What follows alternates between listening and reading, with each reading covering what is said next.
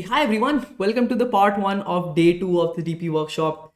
First of all, congratulations on making till this point because you have actually crossed the most difficult part of the whole workshop. If you have crossed the day 1, I personally feel that was the most difficult out of all. Now, in this particular day, what we're going to talk about is the main framework. So we're going to deep dive into the DP framework that is going to help you solve almost any problem. And we're going to start with the same problem that we took up in the last session, and we're going to kind of build on top of that. So let's get into it. Let's get into the particular problem. And essentially the main motive is how to solve any DP problem, right? So what we have learned before is like when the same config repeats, if answer remains the same, save the value, right? This was the main like kind of the agenda of DP, that overlapping problems needs to be saved so that we don't compute them again and again. Okay, and we talked about the first problem, the staircase problem, where we saved something directly, like the stair number itself was saved and nothing else need to be added into the parameter. But when in the second problem the queens had to be added, in the third problem time item taken had to be added, and these things needed to be changed because those were also extra information that needed to be added, right? For the queens problem we could not improve it any further, we talked about that. But for the other problem, the Is It Workshop problem, where we had TI time and SI time, we did improve a bit on that. If you have not checked out the previous part, do check it out. I would highly encourage that. We did improve on, we did talked about like modifying the parameter and kind of saving only the few things that are relevant. So we need to design smart. That's again another interesting thing. And like if you're designing smart and if you're dropping down things, how do we print the solution? That's another interesting thing, because I personally feel that many people don't really know how to print DP solutions, and it's a very cool idea. Okay, so let's get into it. Let's understand how to do all of these things. So the first thing that we're going to get into is how do we solve problems, and the main thing about that is the framework. So the first step of the framework that we're going to learn is look for the form of the problem. Okay, we have to identify which form does this problem lie in. And you will say me, hey Vivek, I have never known about forms, or you have not talked about any form yet. In fact, we have actually learned one. The one that you learned for this particular problem, which is this level 1, there is a level which is the current problem, then the choice, which is take, not take, check where we can actually take it or not, and then move to take it and move to the next level. This whole idea that we talked about was one form. Okay, this was in fact one form. So you have already unlocked one form, knowingly or unknowingly. Okay, so what are we kind of dealing with over here is, this is the first form. We will call this form 1, right? Where you are given the level. Okay, this kind of a setup where you are having the level, and some extra information may be kept for this kind of things. You need to decide what do you do with this item, and then the rest would be decided accordingly. So this is the first form, that you are going object by object and you are choosing what to do with the current object, and you have decided for the previous ones and you need to decide for the next ones, right? And mostly this is used for things like subsets, subsequences, where they're like you have to take something, drop something, create chains, maybe something like that. These are used for mostly that. Okay, and what it is really good at is building incremental solutions, which means by the time you reach, like when you're calculating the answer for this particular part, you build the answer for this much for every possibility to certain sense. So it's really good at incrementally building the solution. Or maybe this much also you can try and solve just to reverse it out and use the logic in an opposite way that also solves it for an incremental way. Essentially what I'm saying is that by the time you reach this much, you have already processed things only for this much. So you can build incremental solutions that you add another item, and then after that what's the change and stuff. But that is something we'll come on to later. Okay, so this is form 1, that you have the current position, which item you are at, some action on top of it, decide if you can do it or not, and move, right? That's the form. So the second step for the framework is going to be deciding the states and meaning. So which is something like this. We'll call this is the step. So we need to fill in this particular blank and this blank. Okay, whenever you're thinking about a DP problem. So by the nature of a form 1, okay, when a problem is in form 1, we know that we are dealing with something like this, right? That there is certain item and we are at this level and we have to take, not take, or something like this. So by nature, the DP for such problems is going to look like this. If you think about this particular problem over here, let's kind of go into this one itself. if you are at this part and the level is over here, right, the dp of level, okay, is there. Now you have to keep certain extra information that is going to help you to decide what you can do with this based on what you have already done. So when you are at this level, these are the things that you have not touched yet on this side, and these are items that you have already decided for. Okay, see, you will decide the item for this one and you will move forward level +1, and then you will have decided for this much. So whenever you are coming to a particular level, you have decided everything for everything before that, like whether to take it or not take it. So when you're at a level, you need to keep sometimes certain aggregates over here, and that is perfectly dependent upon constraints. So let's go back and read the problem. You have x time and k slots. So there are two solution constraints with us. Why not all the 2 to the power n like solutions or 2 to the power n subsets are feasible? Why? Because we have these two restrictions, right? Number one. Number two, k slots, x time. So the first thing that we are dealing with is summation of ti's should be less than equal to x. The second thing is count should be less than equal to k. These are two constraints that are given to us an extra, and we have to make sure that every solution that we are generating is obeying these two constraints. So to model these two constraints, we will have to add parameters over here. So the way we do that is to make sure that the sum is not exceeding x, we will in fact add the total time that we have taken till now. How much total time have we taken till now? So that when you are deciding for this item, if you take this, then T3 will be added to the current time taken. Whatever time you have taken across the previous items, it will get added to that. And if it's exceeding the total limit x, you can then and there decide that, okay, I cannot take it, right? Similarly, there is this another constraint, which is count less than equal to k, okay, which is how many items have you taken already before. So that needs to be kept over here as well. So I will keep a count, or I will say that item taken over here. That will help us to recognize whether we can take this item based on this second constraint that is modeled to us, right? And this is going to be my dp's function, okay, parameters. What is going to be my return value? It's in most cases going to be equal to what was asked in the problem. What was question asked? Find max skill gain you can get for all the elements, okay? So max skill we can get the level version of the main problem in level till n-1, okay? These many items are now available, not all items. If you set level equal to 0, then we are at the actual start and we are kind of dealing with the whole problem. But a sub problem of this particular main problem is from level till n-1, okay? With already, I'm going to call this time taken, and this is going to be item taken, okay? Already t taken, item taken, and limit being x and k correspondingly. So the question was actually to find the max skill, right? So your dp function or the dp that you're writing should return max skill in most cases. I'm not saying always. In most cases that you're going to deal with, max skill that we can get in the level version. So it's from level till n-1 and not the whole problem, okay?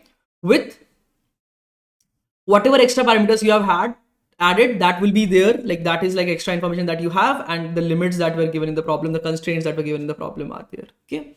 So dp of level, the total time taken and item taken is the states, and this is the meaning.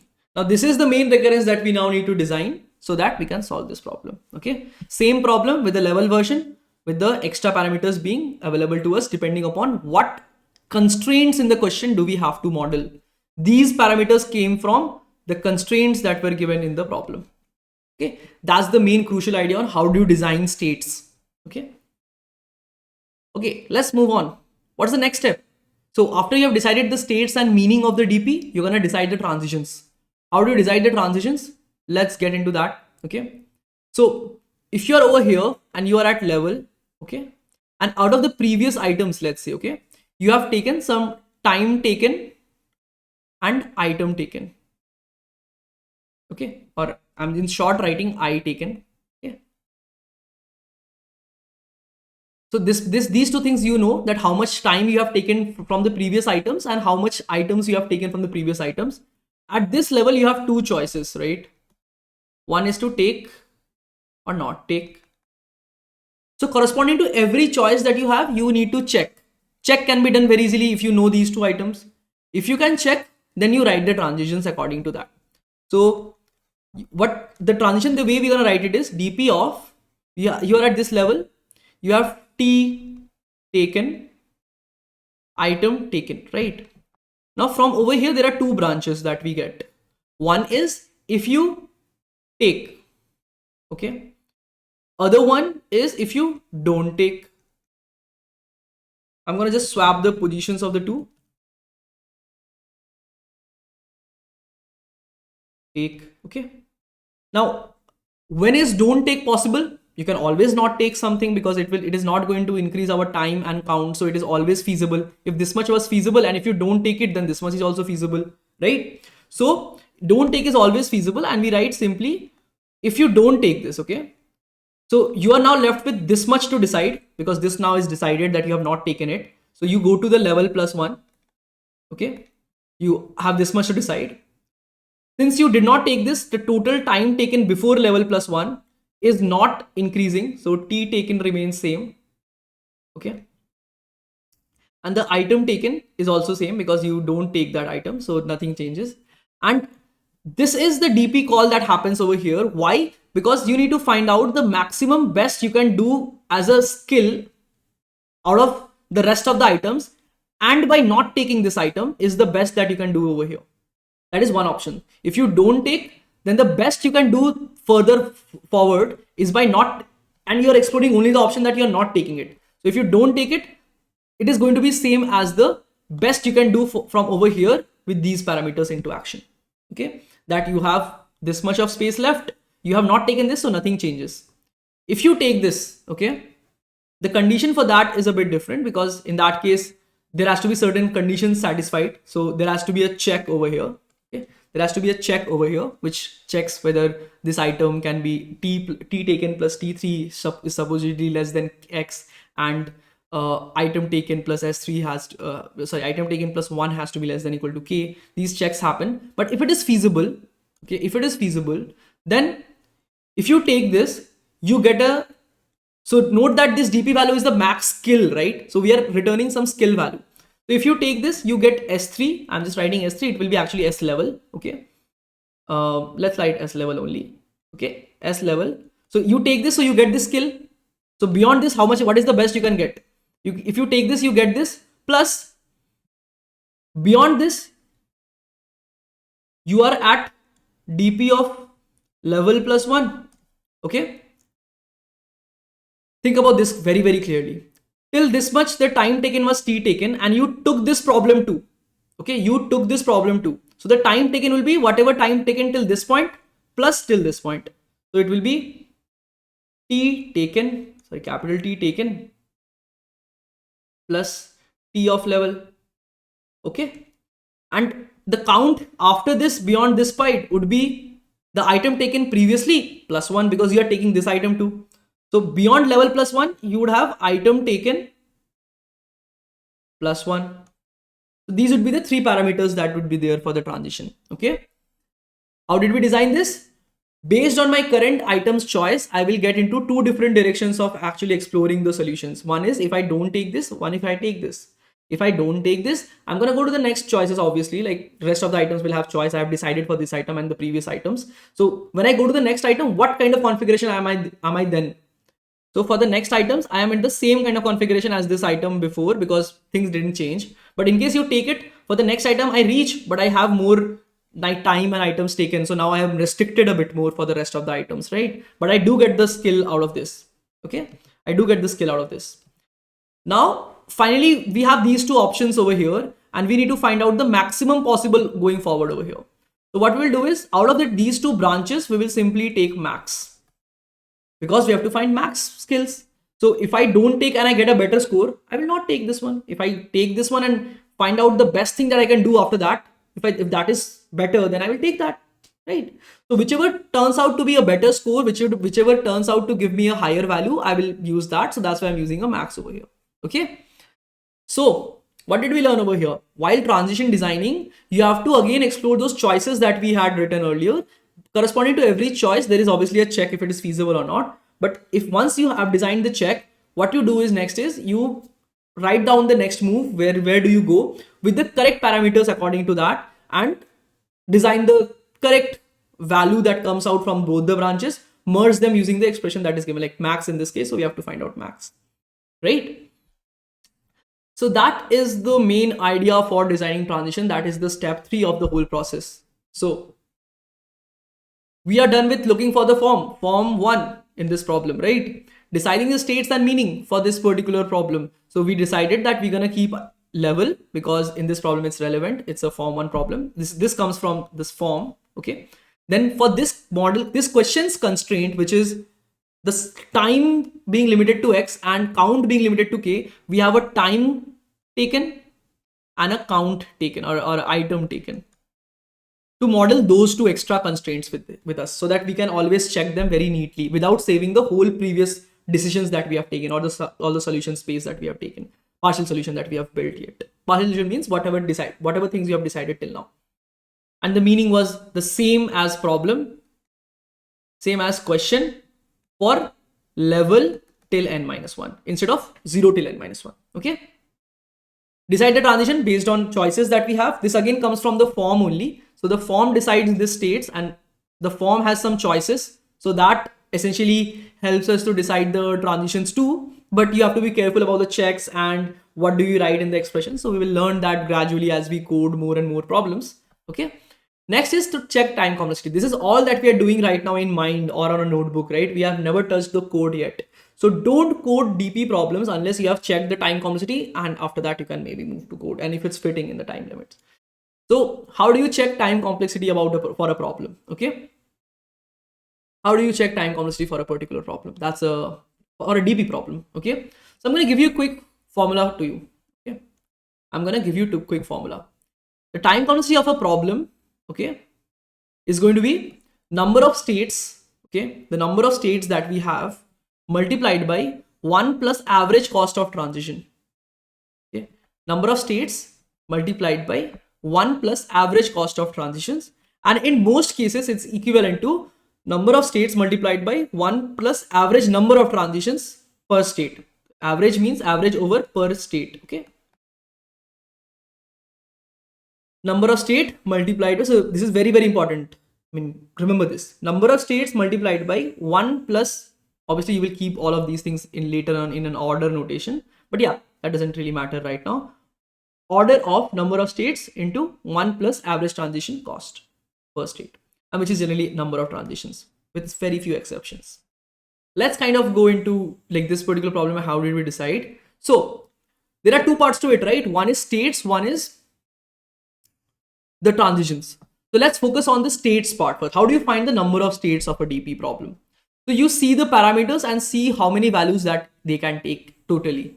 So how many different level cross time taken possibilities are there? Taken over here is item taken. Okay.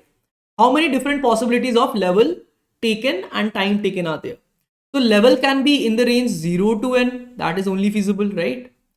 Taken in this particular problem can only be 0 to n because there are n items. So you can take like the initial given x, the k can be at max n. So you can take 0 to n. That's the best thing.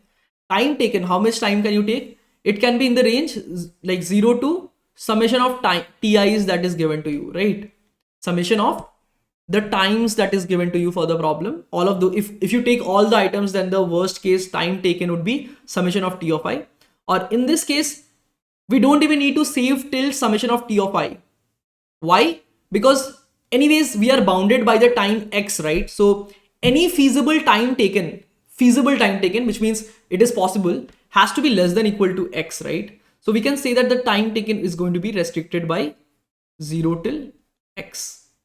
Okay. Similarly, we can also say that the number of items taken is even further bounded by 0 to k because k is given to us. Right? So Level can take a value in 0 to n. Taken can take a value in 0 to k because k is given to us. On the worst case, it can be n, but it is k over here. And time taken on the worst case can take up till x as per given in the problem, right? So the total number of states for this problem would be simply the product of the sizes of these sets. So over here there are order n numbers. So this would be n multiplied by, over here there are almost k numbers. Anyways, we're gonna put an order notation. So +1 and all is not going to matter much. Okay, multiplied by number of possible values of time taken. That would be over here x. So these are like the number of states that are feasible. Order this many number of states. Okay, so that's the first part. What is the number of states? You put in the value over here. Okay, put in the values over here that are feasible and see what is the scope or range of values and multiply the total range sizes. That's how you get the number of states of a particular problem. Multiplied by, what do we have previous over here? Average transition cost per state, or average number of transitions per state. So at a particular state, on the worst case, we can go into two transitions, right? 1, 2, right? This is the state that you go if you take, plus s of I you will get as a benefit if you're taking this item. And if you don't take, then you go to this state with no change of parameters and you take a max. So there are two transitions over here. So we will multiply it with 1 plus 2, which is 3 into this number, but we are doing it with order notation. So it is going to be order n into k into x for this problem. It's going to be order n into x into k for this particular problem. And that in fact is going to be the whole time complexity of this particular logic. Okay, so let's go back and quickly revise. Number of states you get from the parameters, you put in the ranges that are feasible and put it over here. 1 plus average transition cost. Average transition cost is almost similar to number of transitions per state, and in this case it was only 2, so you multiply it with, you put 2 over here in this case, and this was n into m into k in this problem, and you just put things over here and this works, right? Note that this average transition cost per state might come into action for certain problem where it might seem that there are like worst case order n transitions, but on an average actually there are only 2-3 transitions. So those kind of problems are very, very exceptional. So we'll not deal with that in this particular formulation. So since I'm trying to broadly formulate things up, obviously so there will be some exceptions, right? Just like maybe chemistry or stuff. But yeah, this is what we are kind of dealing with. Okay, so now we know the time complexity, and let's say this passes. The next step would be to code the thing. Before moving into code, I just want to quickly talk about one last stuff, which was over here, which is how do you find the space complexity? Okay, how do you find the space complexity? So this is something which is found by, on most cases, this is going to be average number of states. Okay, whatever is the number of states in the problem, that is going to be your space complexity. Okay, so that's mostly the whole idea or the theoretical part to the things which is going on in your mind when you're solving a problem. Next is to code this up. So you looked at the problem, you recognize that this is actually a form 1 problem. We are iterating over the objects and deciding whether to take it in the subset or not. Then you wrote the DP, you wrote the level, but then you realize that, okay, to check the time taken is less than equal to x or not, you need to take the current time taken of the previous items. To decide whether the current item can be included or not, you need to also keep the count. And with these three information, you can perfectly decide that whether I can take this or not. So you keep them in the state parameters over here and you decide the meaning, which 90% of the time comes from the question itself. Whatever is asked, you find it for this sub problem. Okay, that's what happens. Decide transition. This comes from form itself. The choices that you had in the initial setup itself, those are what creates the transitions that are there in over here. The time complexity, we looked at this golden formula, which is like very like kind of general in sense, but yeah, number of states into 1 plus average cost of transitions or average number of transitions, and this is going to give us a time complexity of n into m into k, n into k into x in this case. We are not dealing with like time constraints and like actual constraint values and all over here, but let's say this passes. So the next thing in the flow would be to actually code this solution, and to code also we will follow a very, very structural method, and that is something I will explain in the coding part. Okay, so let's move into the coding part. So this is the code that we had written earlier, where we have the like recurrence of level equal to n. If we don't take the two different transitions according to that, so now like the choices or the moves become the transition in DP's terms. Like all these terms are just man-made. I mean, you can use anything as long as you are actually solving the questions correctly. So we have this check, which is check of level, which kind of moved into this particular part over here in the brute force code or the backtracking code, wherein we kind of went through all the items to find out the time taken and item taken till now, and then added it up to like the current choice that we're taking it up, and then decided to check it with the x and k given to us, and then finally processed it up. The way we're going to do it now is actually to not use this check anymore, right? This check is what is kind of taking us a time complexity, and it's also requiring us to keep track of the items that we have taken till now. So forget about this check now, right? If we can do it without the check, we are good to go. But the problem with that is we need to check somehow. I mean, without that, how would that be? How would we be in the space of valid solutions? So integer, what we can keep is time taken, something like this, and integer item taken, right? And in this case, the meaning would change. Max skill I can make from level to this if this much is decided, and these variables are and parameters mean in.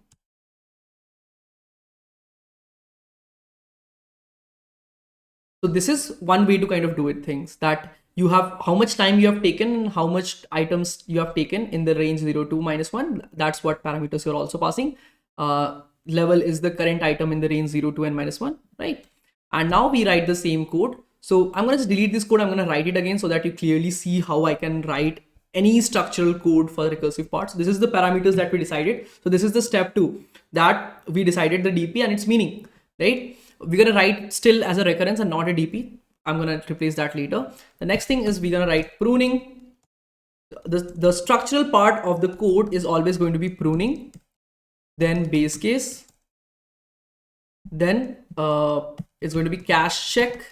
Okay, I'm going to make you explain the parts of these things. Compute, or you can say transition, and save and return. These are the 4-5 steps that you will have to always write in your code to be perfectly correct. Sometimes you might not always have pruning in your code, so it's perfectly fine. Like in this case, I don't think we need pruning, but I'm just going to keep it empty over there. Now base case in this case will be very, very similar to the way we write it in brute force or backtracking code or recursive code, that when level is equal to n, we are at the end item. So all the previous item has been processed. So whatever time taken and item taken we have done, we are always in the valid space, right? Before taking an item, we are deciding whether we can take it or not. So if we are always valid, so we don't need to check anything. And here we are at level equal to n. What do we return over here? Okay, what do we return over here? So since this is a maximization problem, by default, you return a 0. By default, like if you, so by the meaning of this, what is that? Level to n-1. Now level is equal to n. So n to n-1, it's an empty set. What is the maximum skill you can make out of empty set? 0. So that's what you return over here. Okay, that's the base case. Cache check. So cache check I'm going to fill in later. We're going to compute the answer first. Answer is going to be equal to the minimum of the 2 states that we can get into. So I'm going to write minimum of the 2 transitions that we can get into. So what were the 2 transitions that we had? The number 1 transition that we had was, what if we don't take it, right? In that case, we will go to recurrence of level plus 1. We'll go to the same level. I'm going to just write it over here.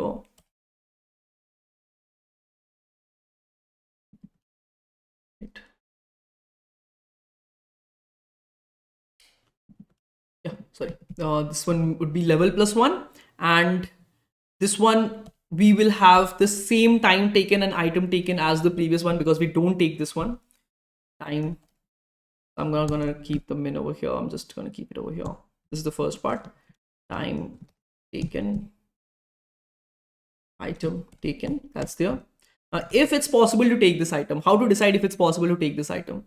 So if already time taken plus the t of I or t of level, I means level itself for now, the t of this level is less than equal to the x given to us, and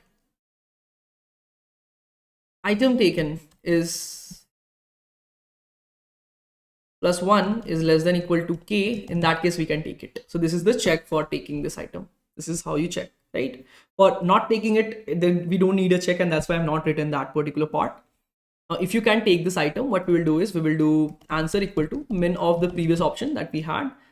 What we will do is we will do if you take this item, you immediately get a skill point of s of I, s of level, right? Because you have taken this item.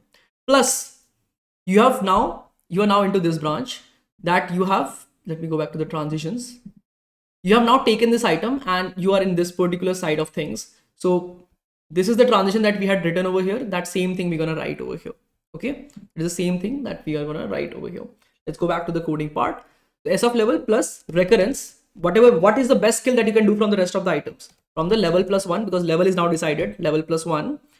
Time taken, since you're taking this, now this is also added, comma, item taken plus 1. Right? That's how you pass it up. Just to be sure that you're able to view this one. Yeah, this is there. So s of level plus recurrence of whatever best you can do from the rest of the item with these new updated time taken till that point and item taken till that point, because these two things now need to get added, right? Out of these two, whichever best we can do, we can directly return this. This is a valid recursive code, okay? But still, this is not really optimizing the state complexities and all. And in true sense, this is still exploring all subsets. So this code still is 2 to the power n, okay? Now what we'll do is we will add a cache check over here. So let's say we're gonna save the values for different level, time taken and item taken. So what we will do is we will maybe create an array. So array is the best cache that we can maybe use, okay?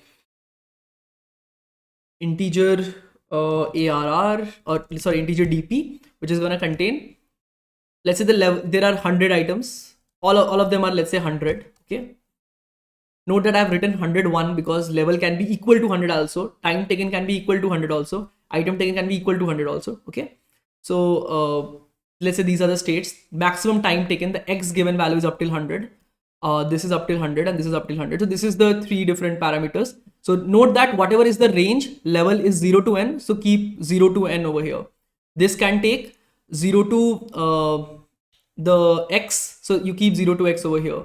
You keep 0 to k over here and so on, right? That's the things. You can create this array dynamically as well, but in general, I prefer to keep it global and just create a maximum sized array. That's all. Okay. Over here, now what we're gonna do is we're gonna like initialize it with a certain value. Now we need to maximize the skill of I, but and in this case, we are very, very lucky with having a case where we always have positive value or 0 value, because if you don't take anything, you can get a 0. So you will always have positive values. So we can do, what we can do is we can create the DP, pre-fill the DP array with -1.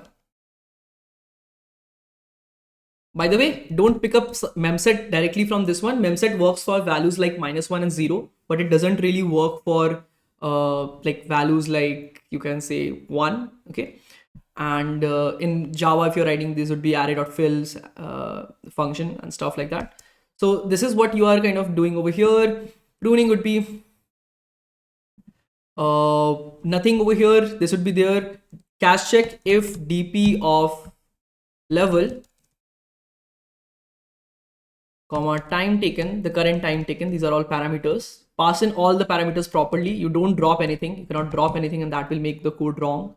If this is not equal to -1, that means you have a something saved over here which is of relevance. So return that particular value,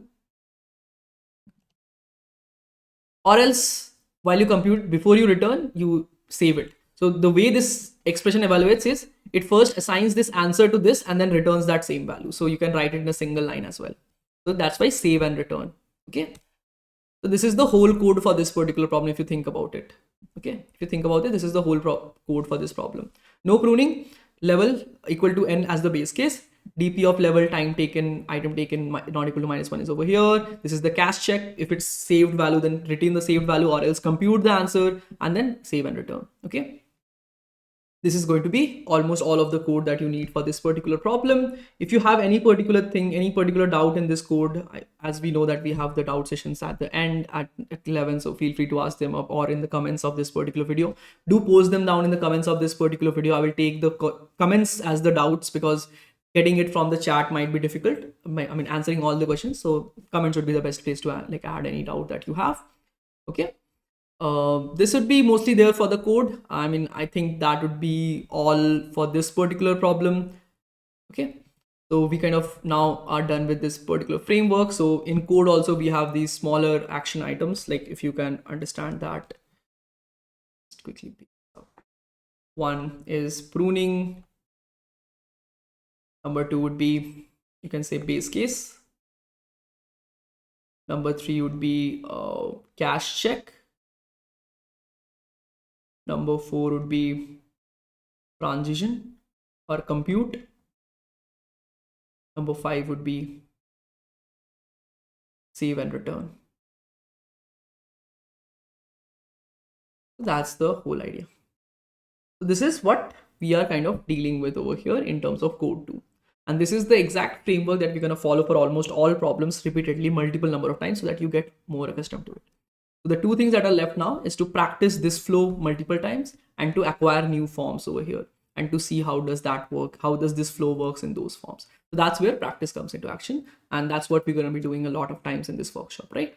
So that's going to be all for this particular video. In the next video, we're going to apply it on one more problem. We're going to understand how to handle queries over DP at times and how to print solutions. These are three different crucial things that we're going to look into the next part of this particular day. So do check out those videos.